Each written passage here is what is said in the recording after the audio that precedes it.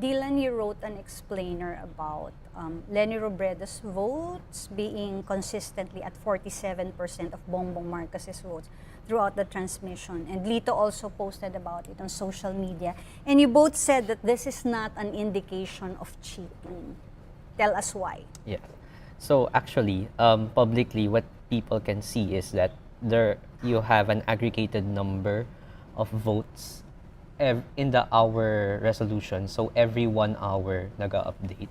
But what we can get is that since any precinct can submit their can transmit their ER in the minute level, we can see now kung a more refined version of that 47%. And that's what we try to investigate. Na nakita namin na okay, yeah, it is a constant 47%. But we don't think that this is a cause for alarm.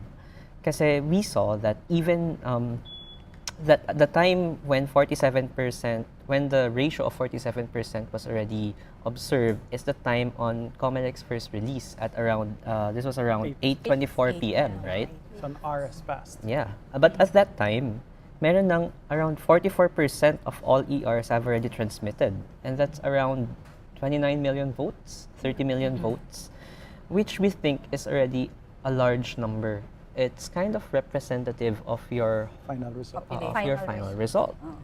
So, bakit kaya same lang yung ratio niya? It's because we call this in statistics, it's kind of like the law of large numbers. Na think of it if you flip a coin 100,000 times. Tapos 50% heads, 50% tails. Kunyari, you flip it one more time. Balanced and honest coin. Yes. If you flip it one more time, that one flip will not matter with the whole 50% ratio. Kasi it's like putting a drop into a swimming pool and the volume of the swimming pool won't increase. Pero, the only way to see if that 47% is kind of mysterious is if you look at the lower transmission levels. So what you can see here, maybe siguro around 7:30, where only around 0.07% of ERs have been transmitted. That's around 100,000 lang. And at that time, ano yung percentage? Yes, at that time it's around around 2%. 20% ratio compared to that 47%. And it fluctuates very chaotically.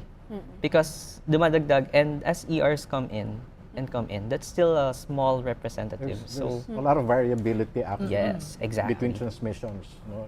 Yung components ng transmission. Yes. That's because yung sa transmission, right? Ano na yun aggregated. Yes. So what the public saw is the ratio based on the aggregated votes.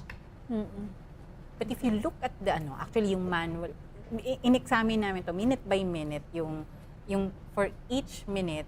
Kung minute by minute, anong nakita natin? Yung summaries niya, ganun din as Dilon was pointing out. Like you just look at the raw, like what's added every minute for each of the candidates. Lalo na doon sa even after the like you see the incremental versus the increments are so there's a lot of variability variation to that. The other thing I noticed was they were looking at 2 decimal points. We're talking millions here. You cannot just be looking at 2 decimal points. Kasi talaga magra-round up ka pag 2 decimal points na siya. Yeah, and just to add, this is a blast from the past nga sa 60-30-10. So just as we were 2013, talking, yeah. so it's not the first time we're seeing a pattern, and I'm pretty sure it will not be the last time. Now, in this particular election cycle, we didn't bother explaining it ourselves anymore. So when people asked, we would send the Rappler article that was written in 2013. We would show, we wouldn't even respond to it anymore. But again, like as you said at the start of the discussion, some things merit answers because they recur and people aren't satisfied. So in this case, we did one better. We said, invite anybody who wants to look at the data and tell us for yourselves. We got real statisticians, data scientists, etc. So invited from many schools. Those who showed up, the first group was from La Salle and Ateneo. They showed up right away. same day, right? So they showed up, they did the analysis. The professor from Ateneo had a doctorate in Japan in data science, right? His analysis, he did the breaking down, so region, province, precinct. The moment you broke it down by regional level, the pattern's gone.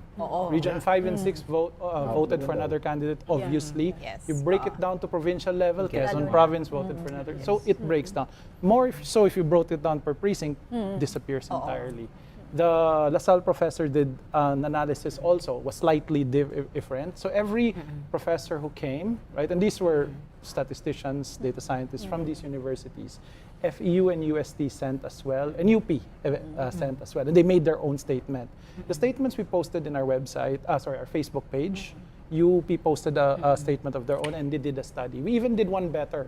There was one who was really masipag, did a study on so there's this paper about block voting trends and how to detect cheating in elections, where they compare different countries, Russia, Uganda, etc., right? And you will see this pattern where if there's clustering on particular location, a particular candidate who wins, if the cluster is too concentrated in the upper right, it's a sign of teaching. They also did that analysis as well. So I think people wanted to find different ways, and some of the ways were creative, like the president of FEU himself actually came, and he did the per minute an analysis. He broke it down, because if you look at it on the big time chunks, right, and at the later times, it will look like the pattern. Yes. The moment you broke it down per minute, In the especially in the earlier earlier parts, you will see the variation. So they did that as well. So it's just that, when people see the big number right away, they think that there is supposed to be some variation. But again, like as Dylan said, right, it was a big percent, 44% by first. Transmissions after that point, after that 8:15, 8:20 point, medyo it had come close to that estimated, 47%. So parang nag-flatten na rin siya. Yeah. No? So Google, law of large numbers, right? Yeah. So Statistically just this morning, I was looking at, where the votes went per region basis. It would the margins would range from 20% to about 70% across the regions. The variations. And if you're trying to cook an elections that way and trying to it's so komplikado, ha? It's very complicated. Ang galing mo It's naman. complicated. Yeah, it's kind of complicated. Because the pattern, if it were a hard-coded pattern in the machine, it should be exactly the same per precinct. Yeah. As a matter But of fact, it's if not. we can even find a precinct that's Unless you exactly the can same, do this for 100,000. 107,000 precincts. Like, how do you do It's that? good you pointed that out, na wala kang makikitang presinto na magkaparehong It's magkapareho. exactly the same. Yeah. And we have 107,000 plus clustered precincts. Yes.